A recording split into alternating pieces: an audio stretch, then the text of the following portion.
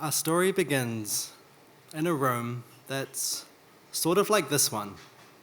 And there's a man hunched in the corner, and there's a little kind of lamp by him. And he seems alone with his thoughts, except there's an open notebook in front of him. And somewhere in his pocket, there's a pen. There is a noise, and he turns to face the door. A stranger walks in with the wind, with mud on his boots. They meet eyes, and a shiver runs up the spine of our man in the corner. His hands shake, and he cannot remember the conversation that passes between them. He only remembers writing. Hours pass, and he comes back to his senses. This is what he wrote. I said to my nerves, be still, and speak without stuttering. That isn't what he wrote. He said, I speak to my soul, be still, and wait without hope. For hope would be hope of the wrong thing. Wait without love. For love would be love of the wrong thing. There is yet faith, but the faith and the love and the hope are all in the waiting. Wait without thought, for you are not ready for thought. I said to the people of the Rolling Stone, wait. For 4,000 years, from the first alphabetic writing carved in a limestone valley of Egypt to the poetry of T.S. Eliot some 80 years ago. It took a long time for the fluency of the written language to reach us, in an age where we don't want to wait for anything. So, I'm Harley, and I'm a poet. And I'm really interested in language, and particularly the written language, and the way our thoughts kind of sort of move through us, and they kind of bind themselves to these symbols that we use every day. And these symbols have a very long history behind them. So we're going to tell a bit of a story about where these symbols come from. To properly tell this, we need to go back. We must go way back to the early years of our species, to the time of sand and caves, where paintings were painted in the dark with dust, spit, and fingerprints. These early writers would have been crawling into the depths of the earth. Further, they would have had these torches, but they would have been going further than the light of their torches would sustain them. And it was a journey that they maybe kind of wouldn't come back from. And we call these drawings cave drawings, pictures of kind of animals that someone kind of once upon a time they kind of wanted us to see. And this is the origin of kind of what we call kind of pictorial language, which is sort of what it seems like. A picture kind of represents the thing that it resembles, basically. So like a painting of a horse means horse. And this sort of got slightly more complex as time passed. So there's symbols that are quite kind of clearly kind of what they're about. And then we come to the year 2000 BC, where there's two dominant kind of writing forms at this time. There is like hieroglyphics in Egypt, and there is a cuneiform over in kind of Mesopotamia, which is now Iraq. I'm not good with geography. And these kind of languages, they had started to become a little stylized. Their kind of animal origins can still be seen, but they're taking on slightly different forms. So these pictographs, they evolve into what's known as an ideogram, which is when there is a symbol and it represents an idea or a concept. So we still use these today. Think of like a traffic sign that with like the red octagon that means stop. That is an ideogram.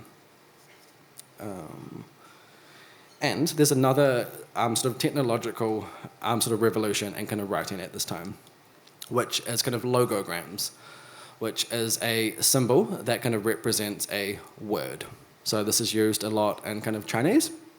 And in kind of modern English, we use this in kind of numbers So if you think about like the number 1, and you don't know what it sounds like, and you look at this symbol, that symbol gives you kind of no hint into how you say 1. Like it could be kind of uno or tahi or anything really. So we go back. So our story takes us back to kind of ancient Egypt. And kind of Egypt at this time is this real hub of culture. There's these kind of monuments and these stone walls of hieroglyphs. And kind of really importantly, there is the Nile River. And kind of what the Nile River does is that when it floods like the riverbank plains, and it creates this really fertile soil. And this allows kind of Egypt to have kind of really abundant food. So what this means is that when there's a drought in the surrounding areas, people will start to migrate towards Egypt. So this happens, and we don't know exactly when, but there's a group of Semitic speakers.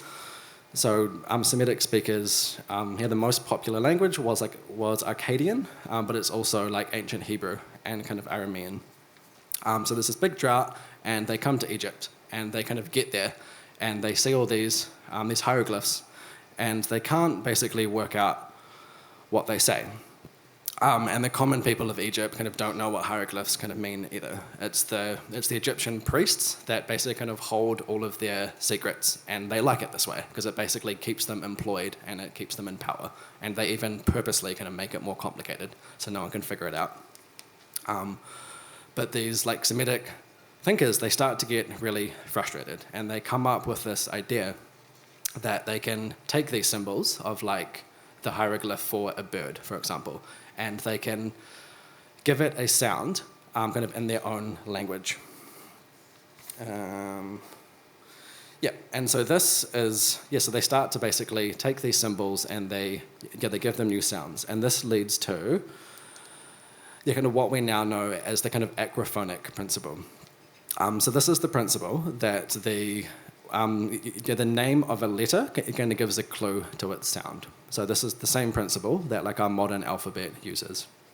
This is this huge kind of evolution, really. And then during this same time period, over in kind of Mesopotamia, where there's cuneiform, there's another sort of technological innovation that's happening, and that's syllable-based writing. So that's where a symbol will kind of represent a symbol will represent a particular syllable. So for example, we've got the T sound, which was their word, the Sumerian word for kind of arrow, and also the word for life. So they would start kind of writing the arrow sign to write about life. And then another group of these Semitic speakers sort of got a hold of this, and they kind of use that same symbol to make the T sound in their own language. And this is known as the kind of rebus principle, which is basically kind of what emojis use when you've got a symbol that directly represents something. So for a B, you do a B and then a leaf to spell out belief. So these principles, sort of each took these stages of time, and the Semitic speakers, we know they invented it in kind of Egypt. And then the drought must have stopped, and they kind of went back home, and they combined all of these ideas. And sort of at this time, so kind of writing can be read in kind of any direction. It can be up, down, kind of right to left, kind of left to right. There's no order to it, really. Okay, so and then about 1,000 years pass, and there's a few new changes that have happened in this time. So we jump over to Phoenicia, which is now kind of modern-day Lebanon. And with these different principles, the system has basically refined itself into the early forms of an alphabet. So the Phoenician language that might have sounded something like ancient Hebrew has its only consonants when it's written. And you can see up there that there's a sentence written without vowels. And if you spend enough time with it, you can sort of make sense of it. So Yeah, so then as this kind of refines itself, like for example, with like the modern English alphabet, arcaded 22 symbols, we can use them to basically write the roughly kind of 500,000 words of English. So, so Phoenicia kind of at this time, they're like basically a merchant culture, and they love to trade, they love making profit, and they just basically kind of sail everywhere, and they're meeting all these different cultures. And kind of as they're kind of doing these trade deals, they kind of bring their ideas with them. And this, and they bring their alphabet with them, which at this time is called the alphabet. So this is their language here, and it is read from the kind of right to the left. So, like for example, in the top right, there's the symbol aleph, which is our ancestor of our modern A, and this used to basically be an ox. If you kind of turn it so that the bottom part's facing up, you can sort of see like the crossbar, like in the A symbol, that's where the horns would have been. And this sounded completely different. So it used to be like a sound that's known as like a glottal stop, which is this kind of like, it gets a breathing silent. The best way to explain it is when you say the phrase like, uh-oh, uh-oh. There's that little pause. Yeah, so that's a glottal stop. And we still use it today, but we don't have a symbol for it anymore. And at this stage, it was also A, B, G, D. So there's a whole story about C, but I won't go into that. That's a story for another time. So from Phoenicia, they start trading, and kind of one of the cultures they meet is Greece. And then Greece basically gets hold of this alphabet, and they don't like all the words or the sounds, so they basically change them all.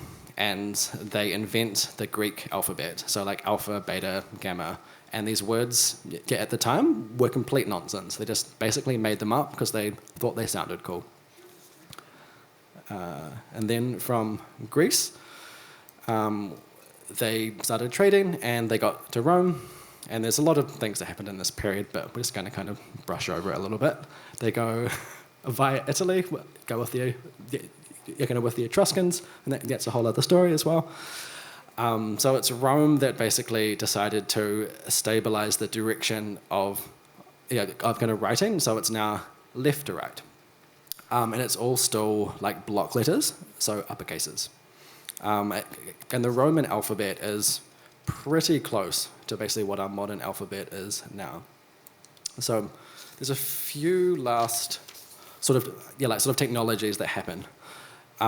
Yes, the Roman Church in the 4th century, they now have access to different, like ink and quills, and like paper's a lot more accessible. So they start to experiment with curves. Because if you think about trying to write a curve with like stone and chisel, it's just a process that doesn't really work. So they start to play around with this. And then, like in the 8th and 9th century, in the court of kind of King Charlemagne, there's all these scribes, and they want to like preserve these kind of medieval kind of manuscripts. But they want to do it kind of really fast. So they basically kind of take these curves and they perfect them. Yeah, and this is where we get like our lowercase letters. And they start kind of mixing uppercase and kind of lowercase together. And there's no kind of rules around kind of where to use what. That didn't come until much later in like the 18th century. Final thought. I'm trying to remember what my final thought was. So we jump forward to the kind of 19th century, and there's this kind of young writer, and I'm kind of writing this book, and she really wants to get it published, but it's like no one will give her the time of the day, they won't even give her a meeting. So she's working this job during the day, and she saves up enough money to like approach like a printing press. So this is back in the day when things would have been like manually typeset. So you have to like kind of get these like basically these plates where you press kind of all of get the letters kind of into a plate. Then like you press the thing down and it creates a copy. So it's like a time-consuming process where it takes like a good hour or two to do like a single page. So she saves up her money and she hires this factory that she can use after hours. And she does this like kind of night after night, and she really kind of learns about like the cost of each individual letter and each word, because it's this process and there's this physical weight to everything she's doing. And eventually she gets to yeah, she finishes her book and she goes on to be a very successful writer. But as she's doing this process, there's these two sets of the little, like the little letters, and it's known as like kind of minuscule and kind of majuscule scripts. It's like the lowercase ones, like the minuscule, they're closer to it and they're down here. Then the majuscule, the bigger ones, are up here, and that's where we get kind of lowercase and uppercase from. And then kind of one night, she has this book with her, and she decides to read it, and it goes something like this. In the cloud, in the country, the trees bend under the weight of the rain that is falling in huge drops. For I have known the letters, known them all, the sounds that fix you in a formulated phrase, and when I am formulated sprawling on a pin, when I am pinned and wiggling on the wall, then how should I begin to spit out all the butt ends of my days and ways, and how should I presume? And would it have been worth it after all? Would it have been worthwhile after the sunsets and the dooryards and the sprinkled streets, after the novels, after the teacups, after the skirts that trail along the floor, and this and so much more? It is impossible to say just what I mean, but as if a magic lantern through the nerves in a pattern on a screen, would it have been worthwhile if one throwing off a shawl and turning toward the window should say, this is not it at all, this is not what I mean at all? Would it have been worthwhile to have bitten off the matter with a smile, to have squeezed our history into a ball, to roll it towards some overwhelming question, to say, I am Lazarus, come from the dead, come back to tell you all, I shall tell you all. Thank you for listening.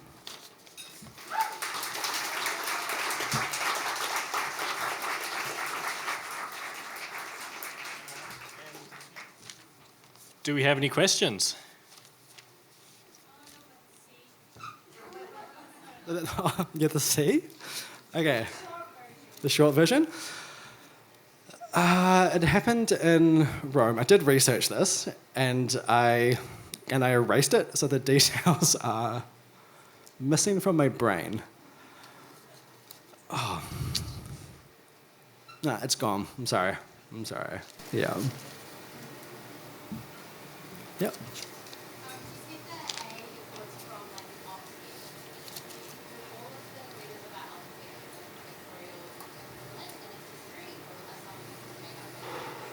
So the question is if kind of all of the letters in our alphabet have a pictorial history similar to the A with the oxhead. The short answer is kind of yes, that they all used to at kind of some stage have like a physical kind of representation, of what they wore, of what they were. So there's one of like a house, there's one of a door, there's other ones of like corn and crops. They all just kind of slowly evolved. Yeah. Yep. So, can you tell me who was the first culture and when the alphabet was so? Oh. So the question is, who was the first culture and when there was the alphabet added to soap? And the answer is I have no idea. No, seriously. My guess is Andy Warhol had something to do with it, but could be a guess. Yeah. My real Yeah. question is, poetry is awesome, right? And you Yes. love it. Yes. What is do you have an all-time favourite poem that you just love? Yeah, definitely. So that's a really good question. So the question is my favorite poem that I love. And I really feel that poems, like they're sort of like these kind of like living creatures, and they know when they're being kind of get sort of read out loud, and they can feel the environment. And some kind of poems are designed to be read in particular environments. So there's this beautiful poem by kind of Walt Whitman, and it's called "You Can On a Beach Alone at Night." And it is this beautiful experience when you find yourself on a beach alone at night, just to kind of read this poem to the night. Highly, highly recommend. You Can On a Beach Alone at Night by kind of Walt Whitman. Yeah. Sneaking off, yeah. Thank you, everybody.